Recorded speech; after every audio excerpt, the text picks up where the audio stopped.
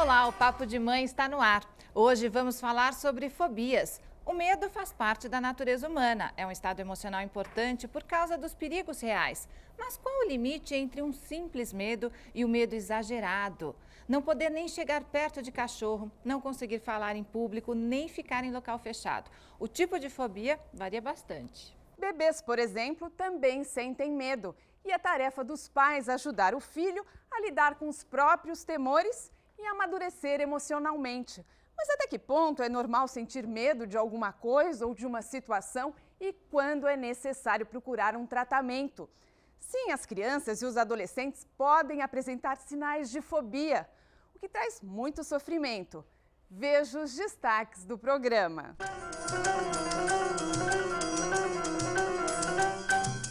Você tem medo do quê? Como a gente sabe se o nosso medo está dentro do normal ou já pode ser considerado fobia? Vamos saber como que as pessoas aqui na rua andam lidando com o medo.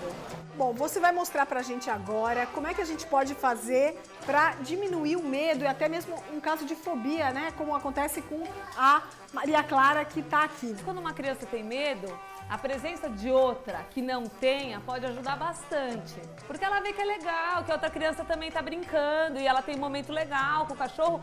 E eles têm um fascínio por cachorro, então isso às vezes eu acho que acaba ajudando eles a terem essa vontade de se aproximar cada vez mais.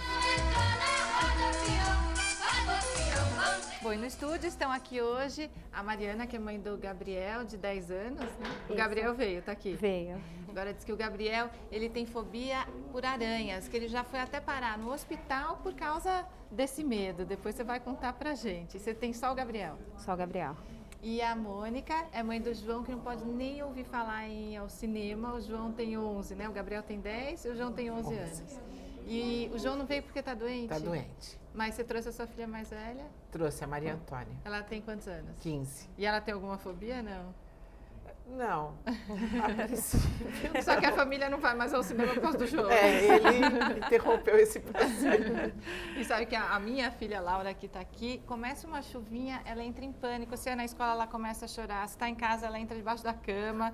Depois até eu vou tentar entender, né, até que ponto isso é normal e quando que passa a precisar de um tratamento, né? E aí a gente pode até saber também, Mariana, se a falta de medo também é um problema. Porque a minha filha, ela enfia a mão na boca de todos os cavalos que ela não conhece e eu fico morrendo de medo, né? Porque, ai, será que ela não vai levar uma mordida, né? Então, essa falta de medo, se não é um problema também. Vão nos orientar nesta conversa a psicóloga de criança e adolescente Jaide Regra e o psiquiatra Miguel Boarati. Obrigada pela participação de vocês aqui no Papo de Mãe. A Jaide tem 2 meninos homens já, né, Jaide? E o doutor Miguel trouxe as sobrinhas, 3 meninas, né? Fala pra gente quem são, doutor Miguel. É a Helena, a Maria Luísa e a Júlia. Ah, então hoje elas vieram brincar um pouquinho Vieram aqui brincar também. um pouco. Então, Mariana, conta pra gente, como é que começou essa história do Gabriel? Porque assim, acho que medo de aranha, né? Ninguém gosta de uma aranha. Sim. Mas quando que você viu que era uma coisa que ia além? Uma vez ele foi passear com meu pai num parque e caiu uma aranha dentro do carro e meu pai dirigindo, a aranha entrou dentro da calça dele. Do seu pai ou do seu filho? Não, a aranha entrou dentro da calça do meu filho, do Gabriel. E a aranha começou a subir e descer, ele estava dentro de um carro, né? Estava dentro do carro e começou a se debater. E o seu pai dirigindo? Meu pai dirigindo. E ele falou assim, aranha, aranha. Meu pai, não é nada, aranha, aranha. E a aranha subiu e desceu várias vezes na perna dele. Era uma aranha grande? Grande. Assustador mesmo. Assustador. Porque tem aquelas aranhinhas, né? Não, grande. No fim, no dia seguinte, realmente, meu pai foi pegar alguma coisa no carro e viu a aranha enorme dentro do carro. Era grande. E, bom, daí tem até o perigo, mesmo, se é uma aranha venenosa, se ela chegou a não chegou a picar, não, nada. Eu acho que subiu e desceu, a gente tanto se debater, acabou saindo da calça dele. Mas e daí depois disso, como é que... Depois disso, ele tinha quantos anos? Tinha 7 anos. Ele tá com 10? Tá com 10. E depois fomos viajar e tinha um brinquedo que era um cinema 3D com várias aranhas. E no fim passava tipo uma aranha na perna dele. E lá na viagem ele começou, após esse brinquedo, estávamos indo embora do parque, E ele começou a se debater dentro do carro. Começou aranha, aranha, aranha, aranha. E dava soco, chute e pegava as duas pernas dele e encolhia as pernas. Teve uma crise Uma mesmo. crise mesmo. Não era um 5 medo normal, minutos. era uma coisa exagerada. Foi assim. totalmente. Ele chutava, ele não escutava ninguém. Aí foi acalmando, acalmando. Acendi uma luz do carro, ele parou. No que eu acendi a luz do carro, ele parou. E depois foi algum tempo bem difícil de ele via aranha, realmente ele teve muito problema. Ele via aranha, saia correndo, gritava.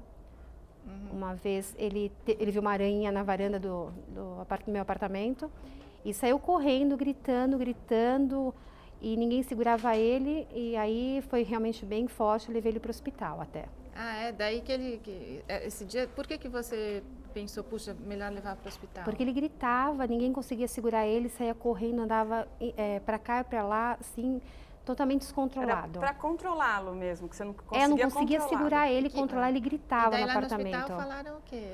Daí deram uma medicação para ele.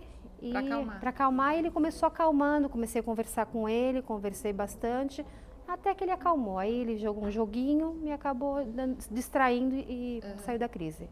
E daí ele passou a fazer algum tratamento? Fez 2 anos de terapia. Na terapia era abordado brinquedos com aranhas. Especificamente para resolver isso? Para resolver esse problema. E hoje está mais controlado? Sim, hoje está controlado, já não tem mais nenhum tipo de problema, mas não gosta. Vê, às vezes, bem longe, assim, mas já não gosta. Não tem essas não crises. tem, só fala aranha, mas consegue se controlar. No caso do João, que não quer ir ao cinema de jeito nenhum, ele passou por algum trauma assim também, Mônica? Como é que começou a se desenvolver isso? Não, nós sempre fomos ao cinema, sempre. E o último filme que eu fui assistir com ele, fomos só nós dois, que foi Os Vingadores. E era em 3D. E desse dia em diante, ele não quis mais voltar ao cinema. Então, assim, não foi nem companhia, porque ele estava comigo. Mas você acha que pode ter a ver com o filme que vocês assistiram? Eu não sei dizer. Porque ele... eu já tentei, de todas as formas, levá-lo para assistir diversos filmes que ele vê a chamada, ele fala, olha, tal filme, mas não tem o que faça. Já tentei negociar com ele, presente, passeio, tudo pra gente ir ao cinema. Faz quanto tempo que ele foi pela última vez? Acho que foi no começo do ano, final do ano passado, começo desse ano. É recente. Isso acaba atrapalhando a vida dele? Por exemplo, algum amigo convida ele para ir ao cinema, ele, não vou... Não fala o motivo, acaba se incomodando ele? Assim, ele não diz, eu já tentei tirar isso dele, perguntando, olha, o que te fez você não querer ir mais ao cinema? Né? O que você viu? Ele não diz. Ele não consegue expressar? Ele não consegue expressar. Se era o medo do filme, se era o barulho, se é o escuro, você não conseguiu entender. Mas isso atrapalha a vida dele? Ele deixa de sair com os amigos? Sim, porque ele não vai, atrapalha às vezes a nossa, porque às vezes a gente também quer ir ao cinema e ele acaba, para não ficar sozinho, às vezes eu também acabo não indo. Aí a Maria Antônia tá deixando de ir ao cinema. Aí a Maria Antônia me cobra isso. Por causa do João. Deve ser frustrante para ele também, né, Mônica? De repente ele quer ir ao cinema, mas não consegue. Sim, tanto é que agora, esses dias ele viu um filme que ia estar em cartaz, falei para ele, ótimo, nós vamos. Não. Mas na TV ele assiste? Na TV é normal. E você buscou alguma ajuda? Pensa em buscar ajuda? Pensei, né? Falei, vamos ver com um psicólogo, ver se alguém traz isso, porque se ele sempre tivesse tido esse medo, esse receio, tudo bem, mas é uma coisa muito recente num filme que ele quis ir assistir. E ele gostou do filme? Gostou do filme. Não, e acho que a mãe fica na dúvida disso mesmo, porque você fica pensando assim, vai passar, uma hora passa, não sei o quê, mas até que ponto, né? Será que ele não vai superar sozinho? Né, você vai obrigar a ir? Obriga a ir ao cinema, não obriga. Fazer isso. Eu já Ela pensei já fez em fazer até chantagem, eu tô piroca de lanche.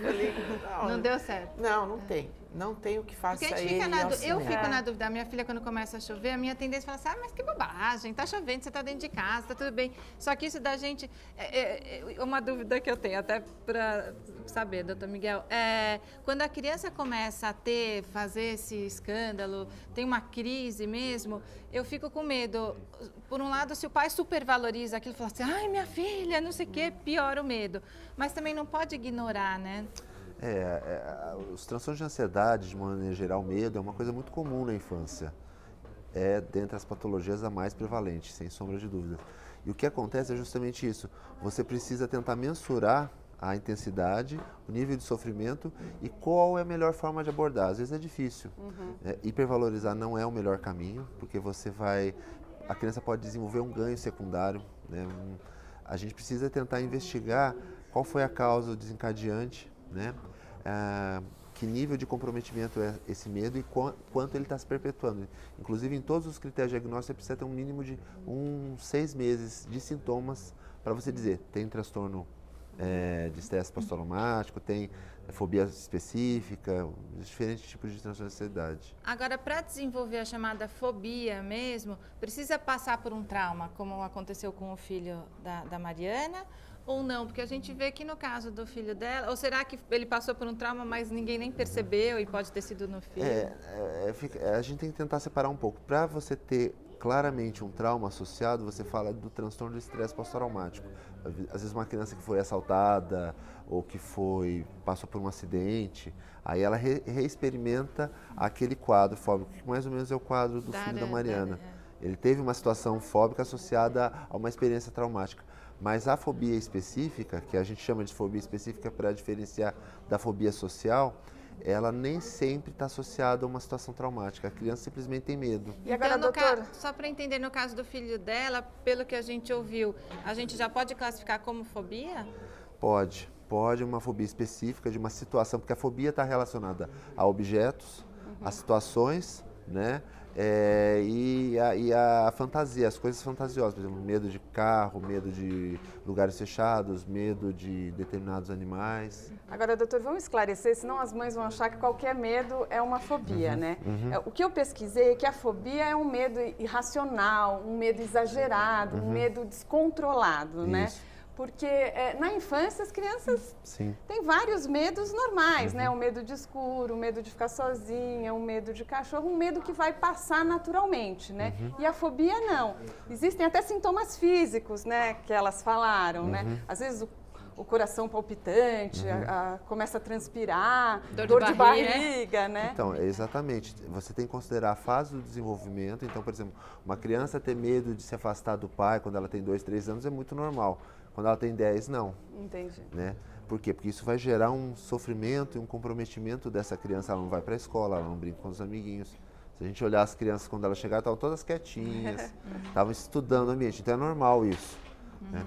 O que você tem que levar em consideração é a intensidade que esse medo e a fase do desenvolvimento. Quanto mais velho, mais intenso e mais patológico costuma ser. E Jaide, às vezes esse medo traz prejuízos para a criança mesmo, acaba atrapalhando a vida dela, né? Os prejuízos são quando ela começa a evitar, então, ou evitar deixa de fazer situações, alguma coisa, né? deixa de fazer alguma coisa, aí começa a trazer problemas. Que é o problema do João, né? Agora, é importante a gente colocar também que para a gente verificar qual é a função que tem esse o medo no ambiente. Quer dizer, se ele tem uma função, primeiro, o acolhimento, né, não exagerado, o mínimo necessário possível é importante, como você já disse. Quer dizer, buscar um equilíbrio. Um equilíbrio.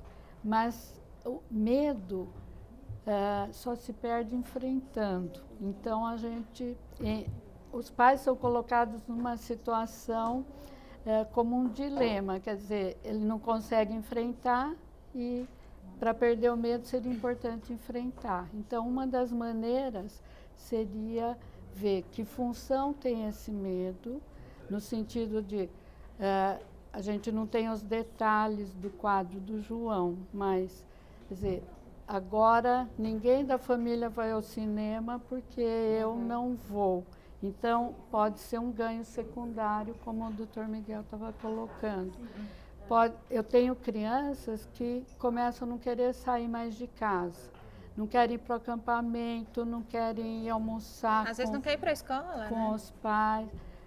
Mas aí, o que ele fica fazendo quando ele não sai? Alguns estão a gente vai para outra direção.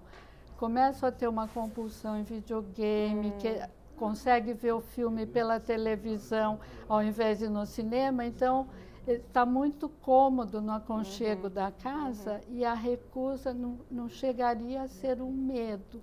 Então a gente precisa analisar quais outros fatores estão Porque às vezes não é envolvidos uma aí. fobia por cinema, ao cinema, como é que a gente o fala? medo do enfrentar a às vezes ida não ao é, cinema, às vezes a causa mas não é o cinema, mas pode ser eu sair não de casa. quero deixar de o casa. sair de casa. Tem uma questão genética, mas tem muita questão do aprendizado relacionada ao medo. Por isso que o tratamento envolve muito um aprendizado diferente. Você tem que aprender, fazer associações com situações diferentes, porque aquela situação está associada a um estímulo aversivo que precisa ser ressignificado para aquela criança. Por isso que precisa do enfrentamento, mas como vai ser esse enfrentamento? Em casos mais graves, inicialmente, vendo fotos, depois até chegar ao ponto de... Né? Entendi. O João, ele tem outros medos, ou até depois disso, não quer ir ao cinema? Agora, até pelo que a gente está falando, você nota se ele evita sair de casa, está tendo alguma coisa? Não, isso não, mas por exemplo, ele não dorme sozinho. Então, ou eu vou até a cama dele, faço um primeiro turno lá, Fácil, e depois eu acordo e vou para o meu quarto terminar a segunda parte do sono. Que é o que, aqui a gente já deu um nome para isso, que é cama alternada. Porque tem umas mães que fazem a cama compartilhada, que o filho dorme. Aqui a gente fala a cama alternada. Você dorme um pouquinho na sua, um pouquinho na do seu filho. É mais ou menos isso. Mas aí o que a Mônica pode fazer, doutor? Ela precisa de ajuda, de orientação. Existem casos mais leves, moderados e graves. Tudo vai depender do nível de sofrimento e do nível de comprometimento que aquele medo, aquela fobia, aquele quadro ansioso está gerando. Então tem casos que apenas uma orientação para os pais é suficiente, às vezes casos que vai precisar de abordagem psicoterápica com orientação para os pais, e tem casos mais sérios que vão precisar de medicação. Não, e são tantos tipos de fobia, né? Olha, tem fobia de animal, de escuro, de tempestade, de injeção, de altura, de avião, de Papai Noel, de lugar fechado, de água e muitas outras fobias. Eu pesquisei, existe até um dicionário de fobias que tem mais de 1000 tipos. Nossa! E olha, no próximo bloco você vai ver na reportagem de Letícia Bragalha como que uma menininha está conseguindo superar o medo de cães. Aqui no estúdio a gente já aprendeu a diferença entre medo e fobia, mas e na rua? Será que as pessoas fazem muita confusão? O Papo de Mãe volta já. Enquanto isso, fique com a Gabriela Costa. Você acha que sentir medo é positivo? Pode ser que sim, pode ser que não. Às vezes sim, às vezes não. Eu acho que o medo, ele depende muito do momento. Depende se for uma abordagem surpreendente, a pessoa pode reagir com medo ou reagir com muita coragem. Isso é prejudicial para ela.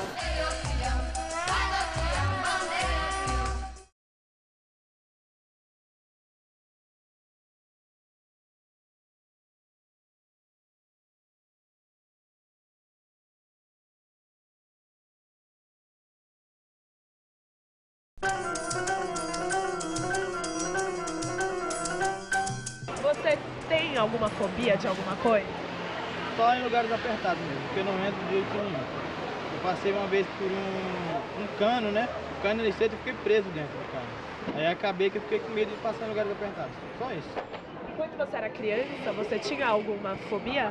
Não. De boa, subia em árvore, fazia tudo para que nada de criança faz. Olha, eu já fiquei presa em elevador e eu confesso que eu me sinto mal quando eu entro em elevador. Não chego a entrar em pânico, mas... Eu acho que a fobia tem todo um componente, um quadro fóbico, como um transtorno de ansiedade fóbica, com reações fisiológicas, há uma transpiração, uma taquicardia. Então, tem um conjunto de sintomas, né? Agora, como elas descreveram, eu tenho observado uma relação muito grande entre crianças que dormem junto e desenvolver medos.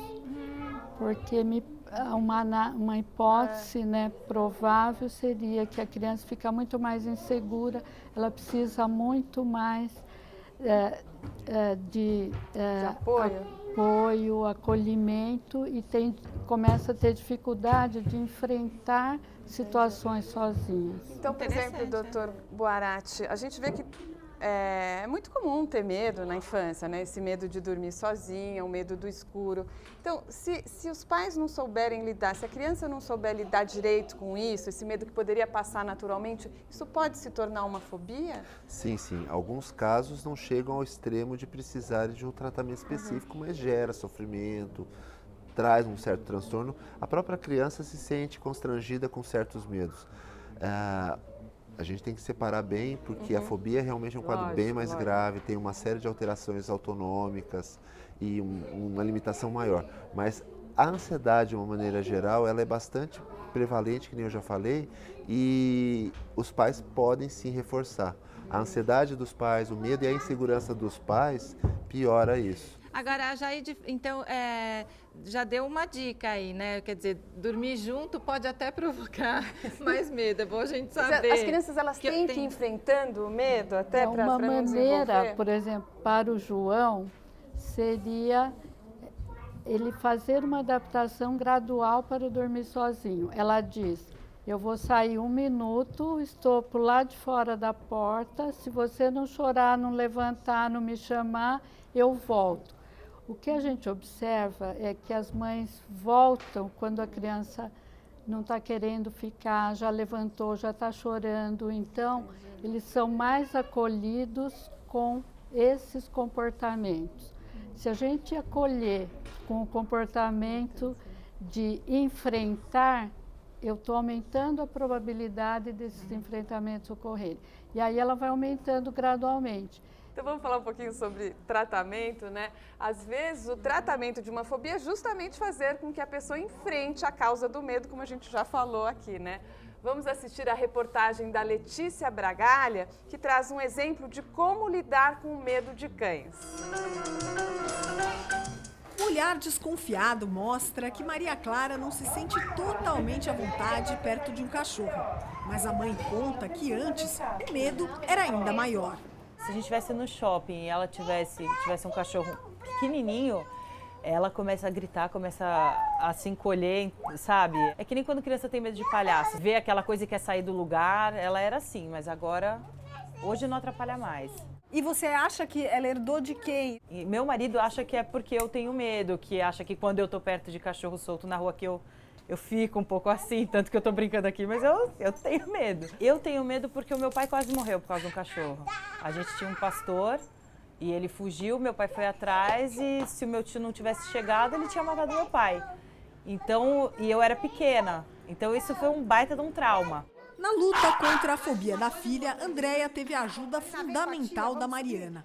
Além de conhecer bem o comportamento dos cães, ela também é mãe de uma menininha e, por isso, teve muita delicadeza ao lidar com os medos de Maria Clara.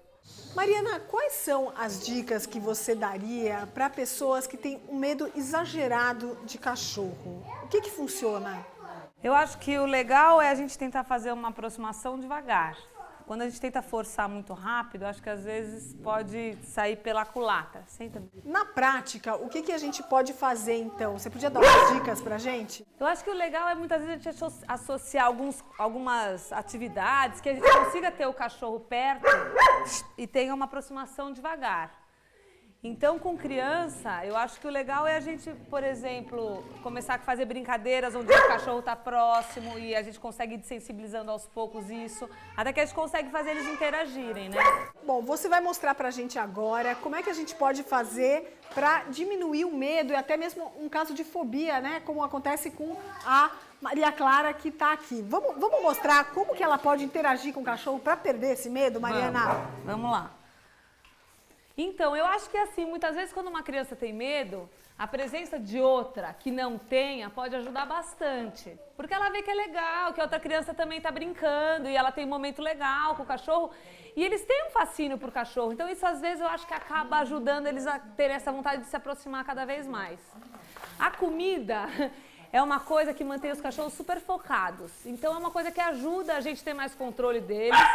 E a gente consegue que eles façam algumas coisas e pode virar uma brincadeira. Então aqui tem uma salsichinha E eu queria ver se a gente conseguia colocar a Maria Clara e a Nina em cima da mesa, para primeiro ter essa interação um pouco longe. Então a gente vai jogar as comidinhas de longe e ela vai ficando mais corajosa e vendo que tá legal e a brincadeira flui, até que se ela tiver vontade, eu acho importante isso, não forçar também, sabe? E no tempo da criança, né? Ela pode dar na mão e eles são cachorros super tranquilos. Outra coisa importante que eu acho é quando a gente vai interagir a criança com o cachorro, ter certeza que o cachorro é manso, porque se acontece um acidente, aí estragou de vez, né?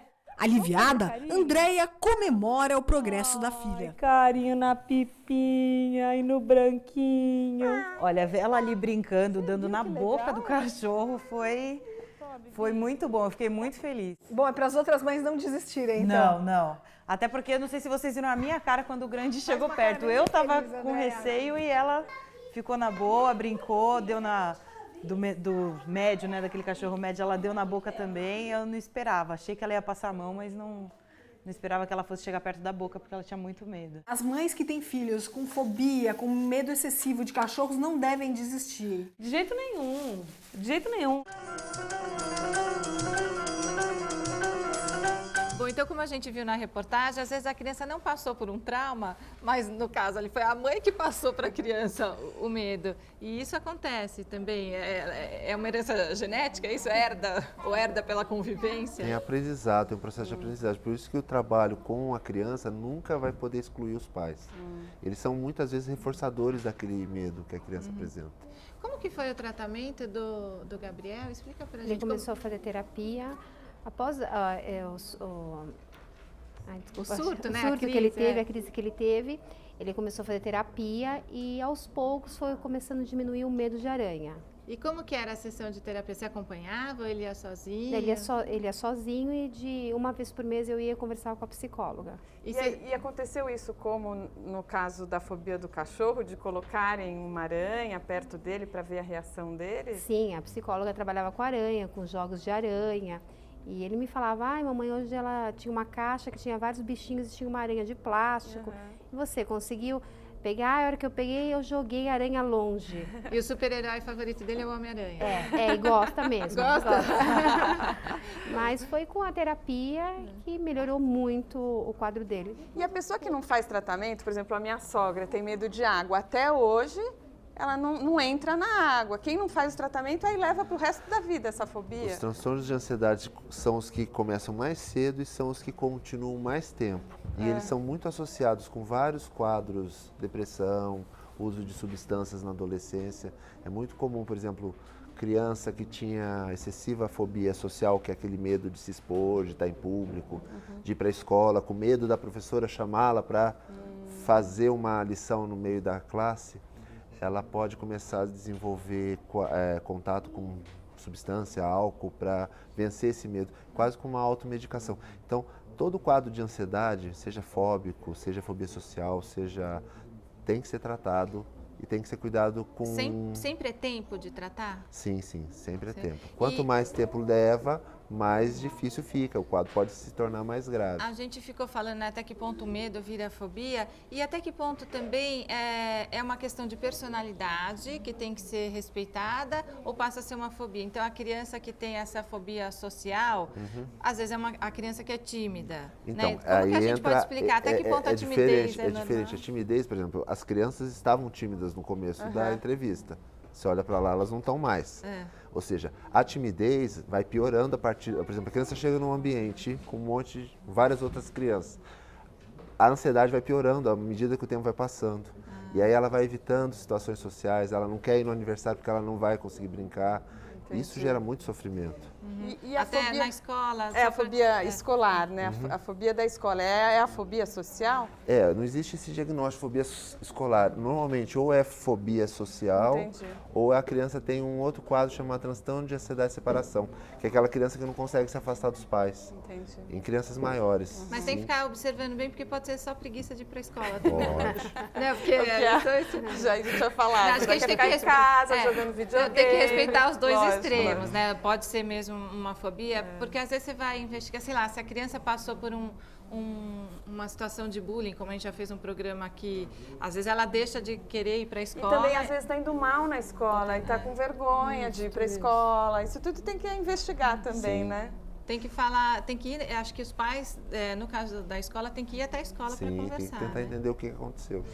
E olha, lembrando que é preciso também falar a verdade sobre os medos reais para que a criança construa noções de perigo, né? Como eu falei no caso da minha filha, que às vezes a criança não tem medo de nada e aí também não é bom isso, né? É importante ter um pouquinho de medo também, né? A minha do meio não tem medo de nada. Às vezes eu falo, olha, ela adora pegar os bichos, mas aranha não é para pegar, lagartixa melhor não pegar, barata melhor. Não, às vezes a altura, né? A criança a criança tem informações sobre o perigo para ajuda a evitar, né? Mas e você falou que ele fez a terapia, ele precisou de medicamento também no tratamento ou não?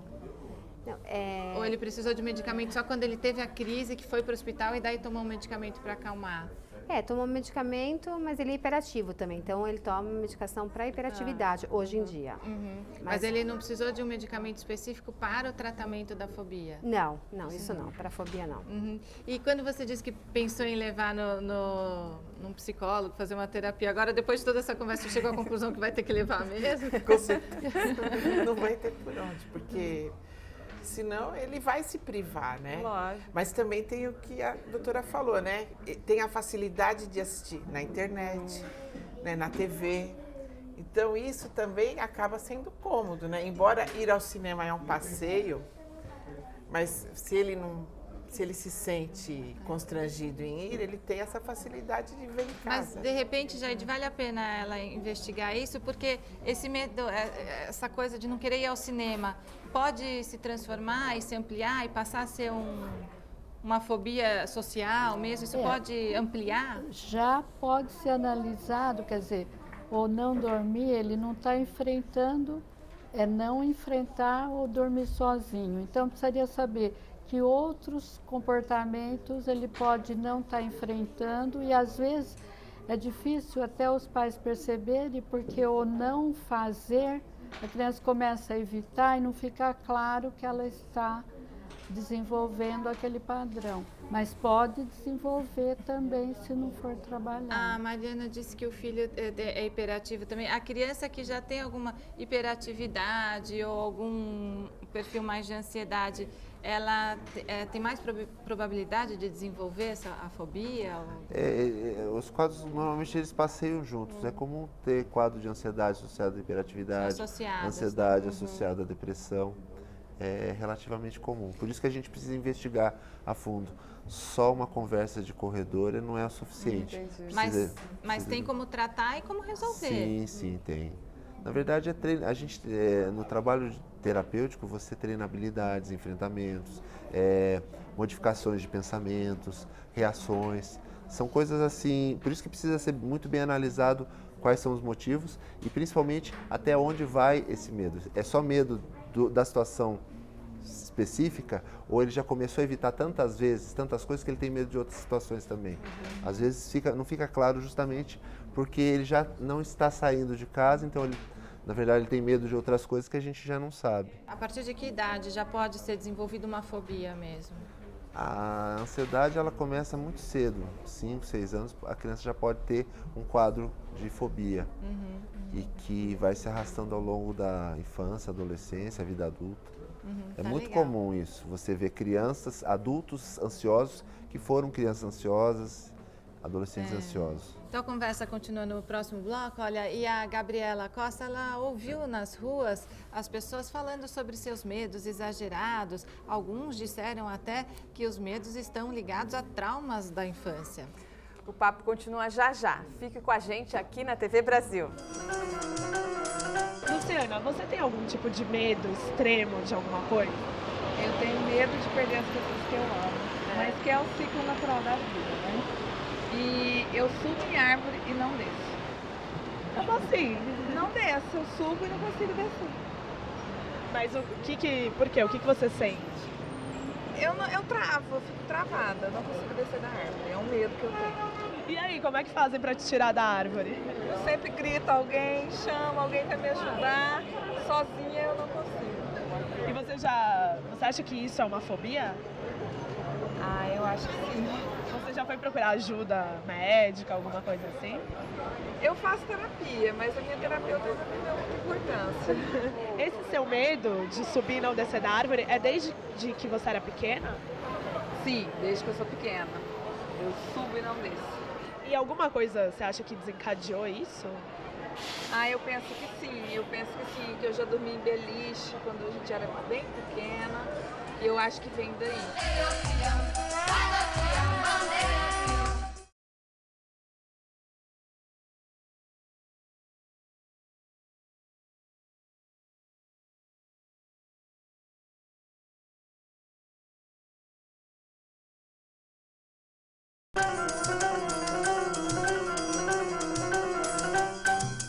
Tem medo escuro, não gosto. Mas o seu medo chega a ser uma fobia? Atualmente não, mas já chegou a ser sim.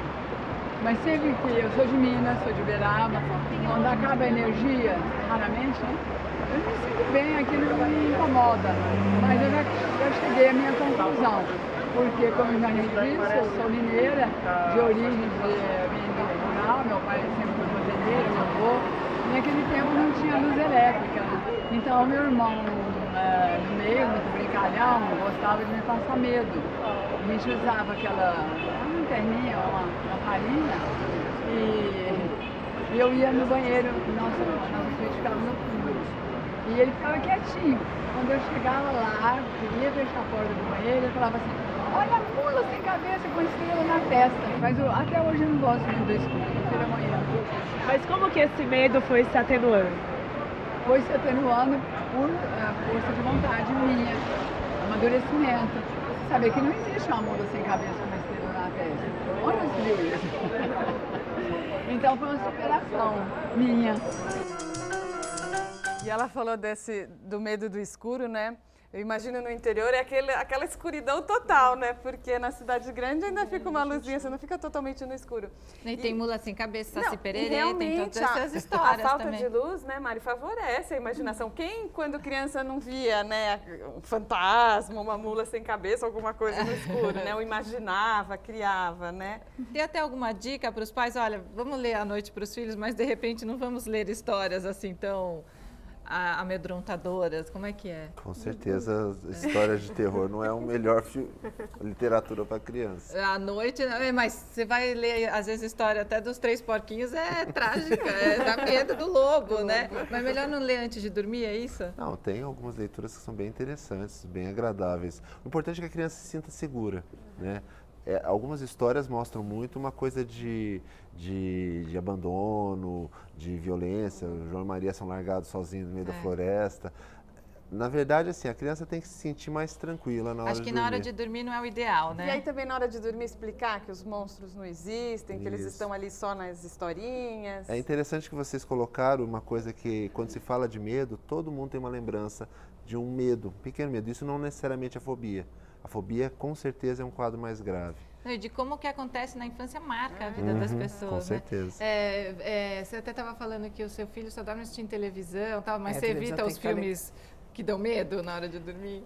Geralmente eu deixo a TV só na tela azul, porque se o problema dele é a claridade, né, não é ficar no escuro, então eu tiro a imagem, deixo só na tela azul para ele ter só o quarto um pouco iluminado. Porque dormir vendo TV também não é bom. Dormir vendo TV e atrapalha ela, né? Porque eles dormem juntos.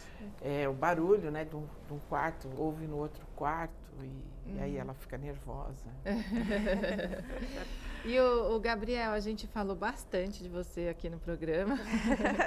Você está com quantos anos, Gabriel? 10. Lembra de pôr o microfone? 10. Gabriel, e conta pra gente, você ainda tem muito medo de aranha? Como é que é?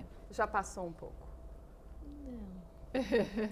Mas hoje, assim, se aparecer uma aranha ali, você consegue ficar no mesmo ambiente que ela? Ou você vai... Não. Não. Nós fomos no shopping, acho que semana passada, e tinha um videogame lá que passava por um corredor que ele tinha que jogar as bolinhas e descia uma aranha. Eu achei até faz umas 2 semanas. Ele passou, uma aranha enorme, e só olhou assim. Na primeira vez deu um gritinho, mas daí conseguiu superar, você superou. Mas do Homem-Aranha você gosta? Mas você não seria o Homem-Aranha? Não. Então vamos conversar com a Laura. Você? Laura, você tem medo do quê? De chuva. Então, eu estava contando aqui que quando chove muito você fica nervosa. O que você sente quando começa a chover? Medo. Mas assim, dá vontade de fazer o quê, assim? Se esconder e Mas não ouvir a chuva. você não quer ouvir a chuva, mas você acha que se você se esconder, não vai parar a chuva? Ah, mas eu paro de ouvir, né? Você tem medo de que aconteça o quê? Que a luz acabe, lá no sítio já aconteceu que a gente estava assistindo um filme e aí caiu um raio na antena de TV e eu fiquei com medo. Você mora na cidade de Ver filme com chuva.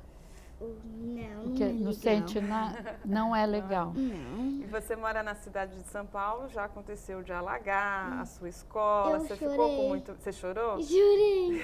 Você ficou com... Porque aí também é uma situação que você tem que enfrentar esse seu medo e os seus pais não estão por perto, você estava sozinha, foi difícil? Ela estava com 30 alunos na classe, como é que ela estava sozinha? Ah, mas nenhum tem medo. E a Bebel? Vamos saber da Bebel, você tem medo do quê?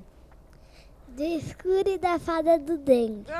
Por que você tem Mas medo a fada do dente não é boazinha? Não. Não? Mas você tem medo da fada... Ela nunca quer deixar o dente pra fada do dente. Mas ela é boazinha. Por que você não quer deixar o dente no travesseiro? Porque eu tenho medo. Que ela tem medo que a fada do dente apareça? Porque você acha que ela vai fazer o quê? Sei lá. Vamos falar ali com aquelas meninas, ó. Vamos conhecer a Júlia. Júlia, você tem quantos anos? 7. Segura aqui o microfone para mim, por favor. E você tem algum medo, assim? Você tem medo de alguma coisa? Ou de algum animal? Ou de dormir sozinha? De altura? De água? Ou você é uma menina que não tem medo de nada? Não? De algum personagem você tem medo? Não? E você dorme assim com a luz tudo escuro no seu quarto? Ou você pede só para tem mamãe e o uma luz no papai? corredor. Uma luz no corredor fica acesa, então você não dorme totalmente no escuro. Tem 2 luzes no meu corredor, então liga mais perto do quarto da minha mãe. E você às vezes vai pro quarto da mamãe à noite? Por quê? Você acorda no meio da noite e vai pro quarto da mamãe por quê? Porque eu não consigo dormir sozinha. Eu costumo ensinar as crianças a aprender a chamar o sono sozinha. Então, no começo, a mãe vai, faz um quadro lá e põe. Acordou e chamou, e a mãe vai lá e ela continua, e aí continua dormindo, ganha uma estrelinha. Mas se não chamou, ganha 5 estrelas.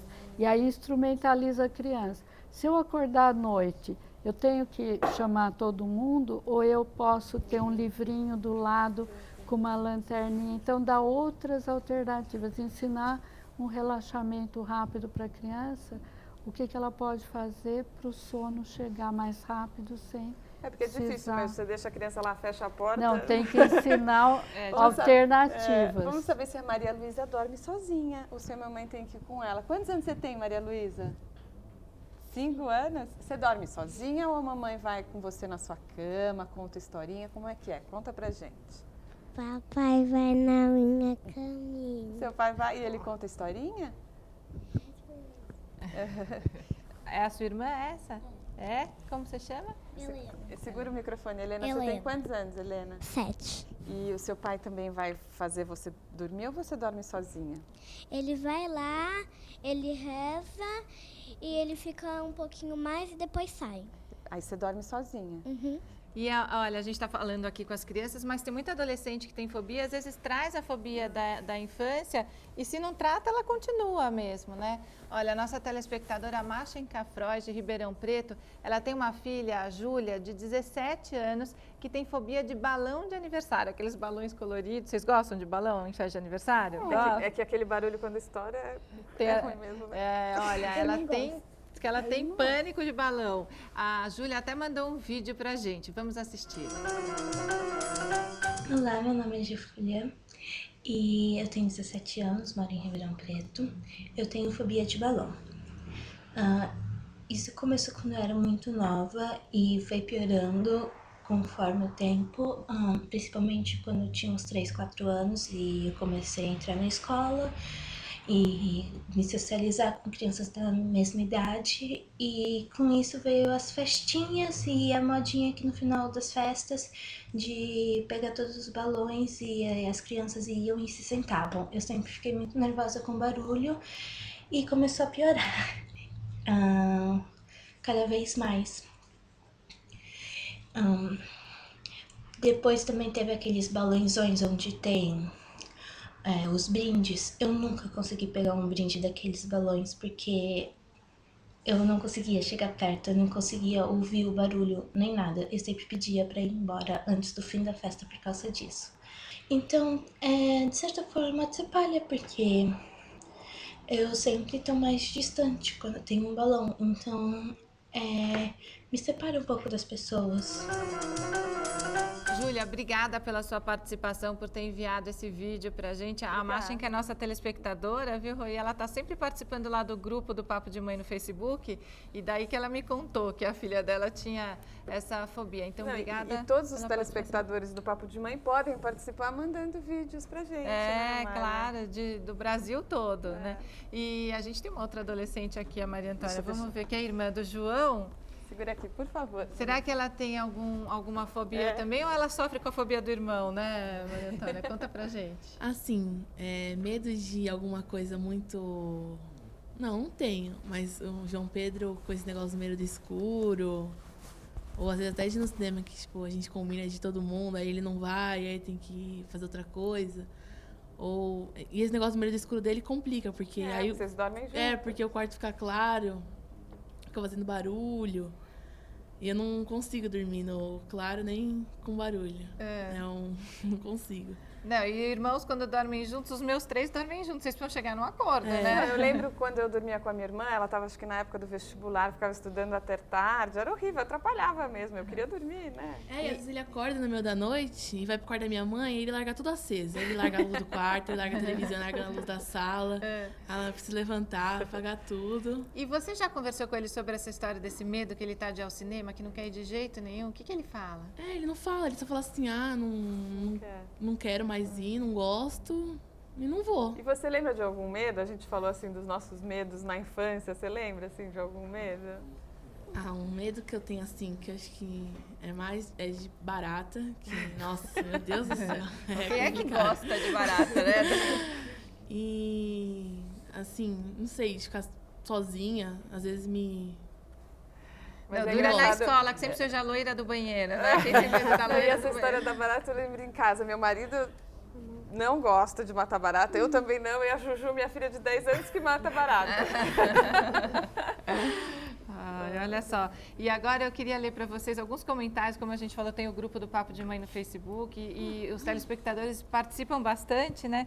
Tem alguns comentários aqui para a gente ler, né? Olha, o Anderson Bandeira, ele escreveu para a gente, obrigada, Anderson. Ele disse o seguinte, não tenho filhos ainda, entretanto, adoro assistir ao programa. Muito construtivo, desejo muito sucesso a todos que fazem parte desse programa maravilhoso. Obrigada, viu, Anderson? E a gente tem muitos telespectadores que não têm filho, porque o Papo de Mãe é para toda a família. Porque se não é pai nem mãe, é filho, né? Ou trabalha com crianças, ou gosta de crianças, de adolescentes. A Cláudia Marins disse o seguinte, assisto ao Papo de Mãe porque é um programa dinâmico, cheio de informações e com ótimas apresentadoras. Desejo muito sucesso para vocês. Ela é de Vassouras, no Rio de Janeiro. Os filhos dela são a Ana Letícia, de 15 anos, e o Biratã, de 5 anos. E a Jaci Rios também escreveu para a gente. Obrigada, Jaci. Ela é de São Luís, no Maranhão. Ela disse o seguinte, tenho um filho de 5 anos, o Vitor Hugo, ele tem TDAH e tem me ajudado muito, pois antes eu não sabia como lidar. Agora deixo ele um pouco só, respeito o tempo dele, depois tudo volta ao normal. E aí, então, ela finaliza, meu nome é Jaciara. Obrigada, Jaciara. Porque a gente, inclusive, fez alguns programas só sobre esse assunto, né? Então, a gente espera mesmo ter ajudado aí. Então, eu queria agradecer a todos vocês por terem vindo. Vou passar uma última rodada. Quem quiser mandar beijos ou divulgar blogs e sites, tantas mamães blogueiras. Você tem blog, Mariana? Não tenho blog, não. Quer mandar um beijo para alguém? Não. Você acha que assim, ele já superou ou você acha que pode ser que ele ainda precise aí de algum tratamento? Sobre a fobia, acho que está bem controlada. Em relação aos anos anteriores, bem controlada. Não gosta, mas está controlada. Mas quer dizer, você viu que ele precisava mesmo ter passado pelo tratamento. Foi importante. Sim, foi muito importante para tirar esse trauma, essa fobia muito forte. As crises não tiveram mais. Legal, obrigada. E a Mônica? Vou mandar um beijo pro João Pedro, né? Porque ele não está aqui com a gente, mas está lá em casa. Porque ele pegou gripe suína, né? Depois a gente faz um programa sobre a gripe suína. Melhoras para João Pedro, né? Melhoras. E obrigada pela oportunidade, né? De estar aqui. Obrigada a você. Obrigada.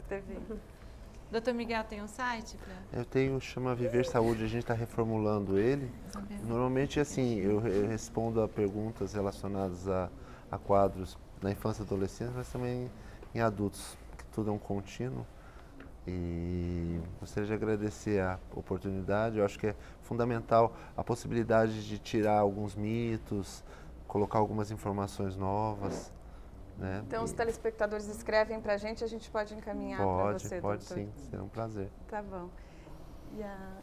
Para mim, eu tenho feito dessa maneira, vocês me encaminham por e-mail. Então, quem quiser entrar em contato, é só escrever para a gente encaminha para você, Jair. A gente tem também o SOS Papo de Mãe, né? Queria agradecer a vocês que já vieram outras vezes aqui, estão sempre orientando a gente, orientando a todos os telespectadores, tá bom? Então, obrigada a todos mais uma vez por terem vindo e no próximo encontro a nossa conversa vai ser sobre partos inusitados. E olha só, Roberta, quer ver uma coisa? É mais comum do que a gente imagina. Mônica, onde você nasceu? Uma rádio patrulha. Num carro da polícia, é isso? Uma baratinha.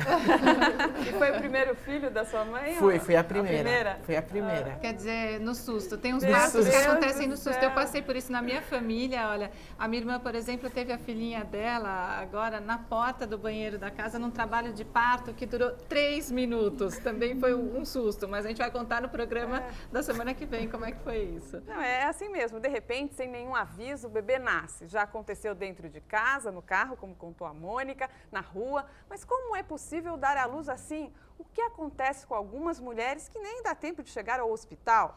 Olha, e o Papo de Mãe também está na internet. Você pode ficar conectado com a gente pelo site, pelas redes sociais, durante a semana toda. No site, no Facebook, no Twitter, o papo nunca para. Até a próxima, gente. Até. Obrigada. Obrigada, foi ótimo, viu?